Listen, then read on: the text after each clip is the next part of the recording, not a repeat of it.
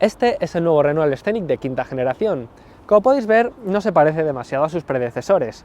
Para empezar, pasa de ser un monovolumen a un subcompacto. Además, solo se ofrecerá con motorizaciones 100% eléctricas. A pesar de todo, la firma del Rombo señala que sigue siendo una opción ideal para las familias. Para comprobarlo, nos hemos ido de viaje con él y hemos recorrido más de 2000 kilómetros.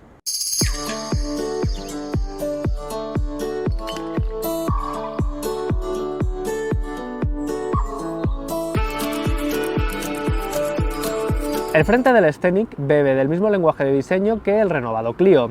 Tiene unos grupos ópticos bastante finos, complementados por unas luces diurnas en forma de boomerang. La calandra es simplemente decorativa, aunque tiene un patrón romboidal bastante atractivo. Las proporciones del Renault Scenic no son las de un SUV al uso. Esto se debe a su amplia distancia entre ejes de 2,78 metros, como a su relativamente contenida altura de 1,57 m. Por lo tanto, recuerda más a un hatchback grande, algo que también le ocurre, por ejemplo, al Hyundai Ioniq 5. Podríamos definirlo, por lo tanto, como un crossover compacto.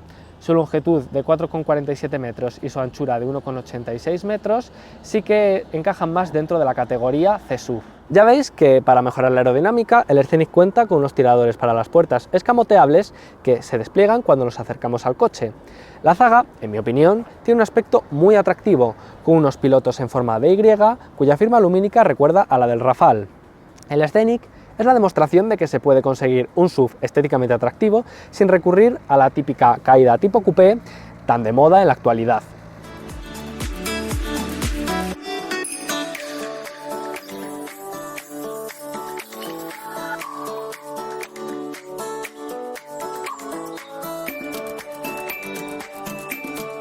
El habitáculo de Renault Scenic está muy bien acabado.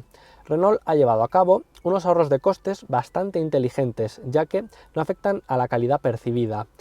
El salpicadero está realizado en un plástico duro, pero esto no se nota porque está recubierto por tejido. Los paneles de las puertas también son de plástico duro, pero como no es el típico plástico brillante que sí encontramos en otros modelos, da el aspecto de estar acolchado. Otros fabricantes han llevado recortes de costes que se notaban bastante más. Este es el caso de los primeros Volkswagen ID.3, que utilizaban unos materiales visualmente más pobres.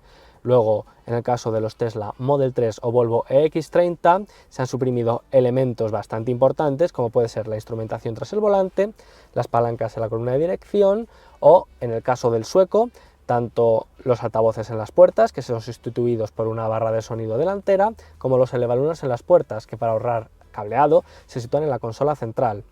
Nada de esto ocurre con el Scenic, que, ya os digo, al primer golpe de vista se ve muy bien terminado, algo a lo que ayuda también que tenga unos buenos ajustes, así como detalles cuidados como las molduras metálicas o las costuras vistas. La posición de conducción recuerda bastante a la de una berlina, porque vas con las piernas estiradas. Esto se debe en gran medida a que las baterías están en los bajos. Por lo tanto, se conduce más como un coche clásico que como un SUV. La ergonomía del coche en líneas generales está bastante cuidada. Para empezar, se ha optado por mantener los controles físicos del climatizador, algo que es de agradecer. La pantalla táctil es muy generosa, tiene formato vertical y un tamaño de 12 pulgadas. Renault también ha tenido el buen criterio de incluir en el lado izquierdo del salpicadero un botón para que cuando subamos al coche podamos seleccionar de forma rápida nuestra configuración para los sistemas de asistencia. Esto se debe a que, por normativa, los coches vendidos en Europa a partir de ahora, cada vez que arranquen, tendrán que tener conectados todos los sistemas. Es posible que Renault se haya pasado, eso sí, incluyendo palancas detrás del volante, porque en el lado derecho tenemos el selector de marchas, el conmutador de los limpiaparabrisas, el control del sistema de sonido y una leva para regular la frenada regenerativa. Los asientos son cómodos, aunque he de decir que esta repisa con el cargador inalámbrico para smartphones no me termina de convencer porque en viajes largos, aunque esté acolchada, terminas clavándotela un poco en la rodilla, aunque no llega a ser realmente molesto. El sistema de infoentretenimiento, llamado OpenR-Link, se basa en Android Automotive y es seguramente uno de los mejores o el mejor del mercado. Es, desde luego, el único que puede competir contra el sistema de Tesla. Al basarse en la tecnología de Google, incluye funciones como Google Assistant o Google Maps, que cuenta además con un planificador de rutas inteligente. En la Play Store nos encontramos más de 50 aplicaciones que podemos descargar para personalizar el coche a nuestro gusto. Ya os he dicho antes que el funcionamiento del sistema es muy fluido, los gráficos son atractivos y, por supuesto, disponemos de actualizaciones inalámbricas. La instrumentación digital de 12,3 pulgadas tiene varios modos de visualización. En uno podemos ver el mapa y en otro de ellos también se nos pone un gráfico del coche en el que también se nos muestra una representación del resto de vehículos que nos rodean. De nuevo, una función que recuerda bastante a los Tesla. Tenemos numerosos huecos portaobjetos repartidos por todo el habitáculo, aunque la guantera peca de ser un poquito pequeña. El retrovisor interior tiene una función de espejo normal y otra en la que se convierte en una pantalla conectada a la cámara trasera, la cual tiene una calidad visual muy buena. Otro equipamiento interesante es el techo Solar Bay, que mediante impulsos eléctricos se puede volver transparente u opaco simplemente pulsando un botón.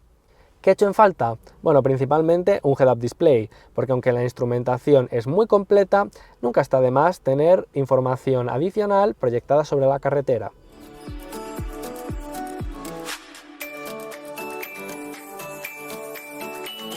El coche ahora mismo está apagado, por lo que el asiento delantero está en su posición más retrasada.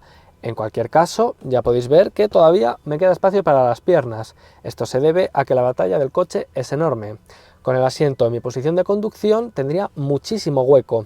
El espacio para la cabeza también es muy generoso. La anchura quizá no tanto, aunque como la banqueta es relativamente plana, lo cierto es que la quinta plaza es bastante utilizable, algo a lo que también ayuda la ausencia de túnel central. Tenemos salidas de aireación independientes y dos cargadores USB-C. Al contrario que los primeros Scenic, no hay 3 asientos individuales, aunque los respaldos sí se pueden abatir en 3 partes, lo que le da un plus de practicidad.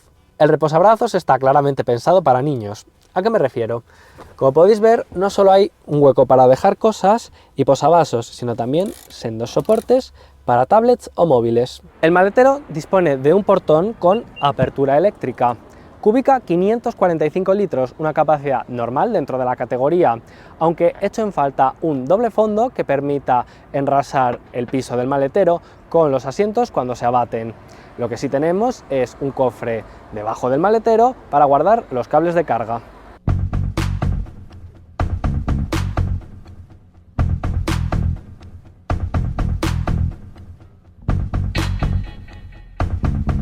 La gama del Scenic está compuesta por dos versiones: Autonomía Comfort, que tiene un motor de 170 caballos, una batería de 60 kWh y un alcance de 430 km WLTP, y Gran Autonomía, que tiene 220 caballos, 87 kWh y homologa 625 km WLTP.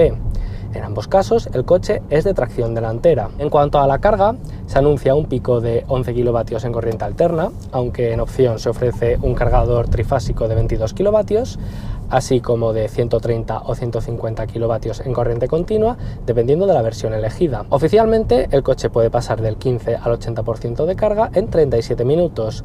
Yo he podido comprobar en esta unidad con la batería de 87 kWh que tarda exactamente 30 minutos en pasar del 30 al 80%. La dirección es bastante rápida, aunque no transmite demasiado. La suspensión, por su parte, ofrece un buen compromiso entre confort, agilidad y estabilidad. Es un coche que se muestra a todas luces cómodo, si bien en badenes como este, debido a las llantas de 20 pulgadas, resulta un pelín seco. El habitáculo, por su parte, está bien insonorizado. En cuanto a la frenada regenerativa, contamos con 4 niveles diferentes de retención, seleccionables fácilmente con las levas tras el volante. Eso sí, no se habilita la conducción de un pedal, pues ni siquiera en el modo de mayor retención llega a pararse el coche por completo. Me gustaría señalar que, a pesar del buen funcionamiento de los frenos, el paso de la frenada regenerativa a la frenada mecánica en ocasiones resulta un poquito brusco. Y ahora hablemos de consumos reales y autonomía. En total he recorrido más de 2.000 km por autovía con este coche, yendo y viniendo de Madrid a Barcelona en 2 ocasiones.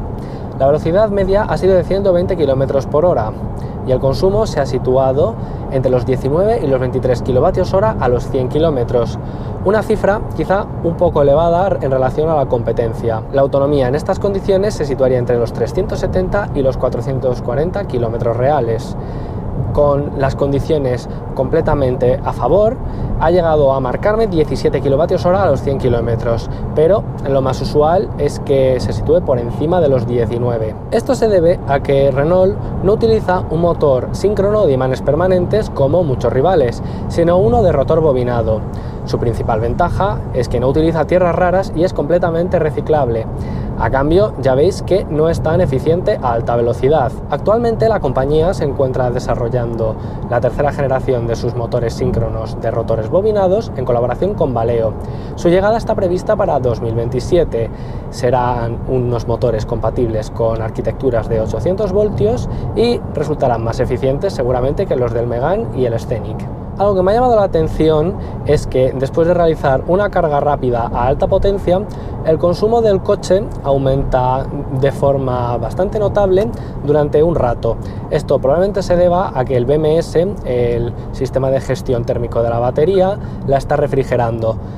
Dado que en otros coches eléctricos no se nota tanto este efecto, probablemente Renault haya querido ser precavida y cuidar mucho el pack.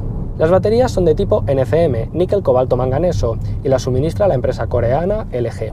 En cuanto a los asistentes, el Scenic dispone de un sistema de conducción semiautónoma de nivel 2, resultado de conjugar el control de crucero adaptativo inteligente con Stop and Go y el sistema de centrado de carril.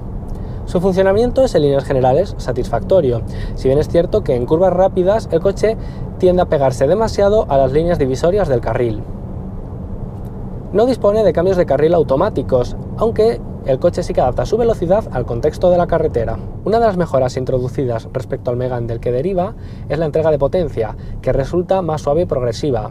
Así se evita que, cuando salgamos de forma brusca, las ruedas patinen y tengan que entrar en funcionamiento los controles electrónicos. La gama del Scenic se divide en 4 niveles de acabado: Evolution, Techno, Split Alpine e Iconic. El primero solo está disponible con la batería de 60 kWh, el segundo con ambas y los dos últimos con la de 87 kWh. Esto da como resultado un total de 5 variantes. El modelo de 60 kWh parte de los 38.703 euros, mientras que el de 87 kWh se va a los 45.493 euros. Si incluimos en la ecuación las ayudas estatales del Plan Moves 3, se quedan respectivamente muy cerca de los precios del Austral Mild Hybrid e híbrido convencional.